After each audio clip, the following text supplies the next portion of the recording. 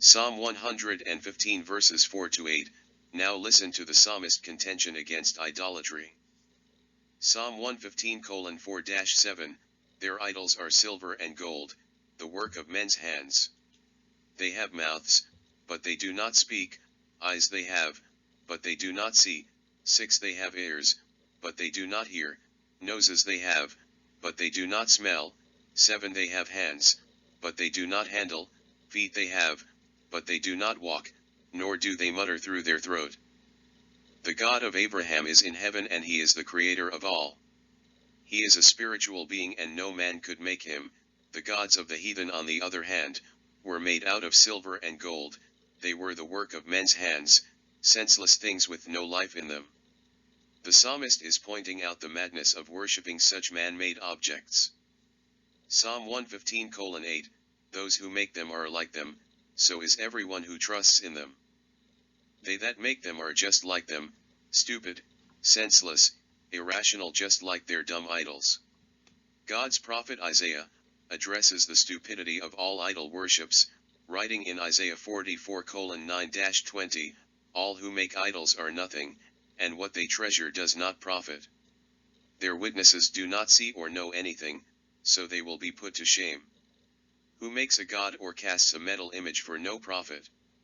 Look, all its worshippers will be put to shame, and the craftsmen are humans. They all will assemble and stand, they all will be startled and put to shame. The iron worker labors over the coals and shapes the idol with hammers and works it with his strong arm. Also, he grows hungry and his strength fails, he doesn't drink water and is faint. The woodworker stretches out a measuring line, he outlines it with a stylus, he shapes it with chisels and outlines it with a compass. He makes it according to a human likeness, like a beautiful person, to dwell in a temple. He cuts down cedars for his use, or he takes a cypress or an oak. He lets it grow strong among the trees of the forest. He plants a laurel, and the rain makes it grow. It serves as fuel for man. He takes some of it and warms himself, also, he kindles a fire and bakes bread, he even makes it into a god and worships it, he makes an idol from it and bows down to it. He burns half of it in a fire, and he roasts meat on that half.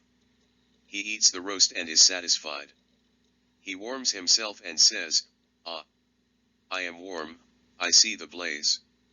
He makes a god or his idol with the rest of it. He bows down to it and worships, he prays to it, "Save me, for you are my God."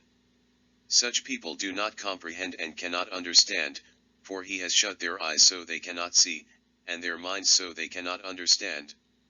No one reflects, no one has the perception or insight to say, "I burned half of it in the fire, I also baked bread on its coals, I roasted meat and ate. I will make something detestable with the rest of it, and I will bow down to a block of wood."